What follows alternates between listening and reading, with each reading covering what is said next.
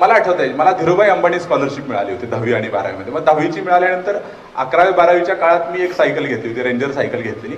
आणि माझ्या चुलत्यांनी ती एकदा स्टँडवरती लावली आणि ती चोरीला गेली. आणि मग त्याच्यानंतर माझ्या चुलत बहिणीला तिचे आता आय डोंट नो मिळतात की नाही, त्यावेळेला पंचायत समितीतून लेडीज सायकल मिळायच्या बघा, काळ्या. ते सायकल घेतली. मग आता त्यावेळेला परिस्थिती अशी होती की काही बिघडलं तर नीट करायला तेवढे पैसे नसायचे. त्याचा हँडल खराब झालेला होता. आणि मी ते पुस्तकात एक ठिकाणी लिहिलेलं आहे की आम्ही दोघं जण फिरायचो, मी आणि माझा मित्र त्याच्यावर. आणि त्याचा हँडल तिरका असायचा असं, म्हणजे आम्ही पुढे चाललेला असायचो आणि हँडल इकडं असायचा असं. त्यामुळे समोरून येणाऱ्याला टेन्शन यायचं की नेमकं हे इकडं चाललंय की सरळ यायला लागलं. म्हणजे ती एक सायकल होती. आणि देन परत ज्यावेळेला मी पुण्यामध्ये गेलो त्यावेळेला एक रेंजर सायकल घेतली होती. त्यावेळेसचा एक महेश गादेकर म्हणून माझे एक मित्र आहेत, ते आले होते पुण्यामध्ये. ते म्हणजे मला एबीसी चौकात जाऊन यायचे, सायकल द्या तुमची.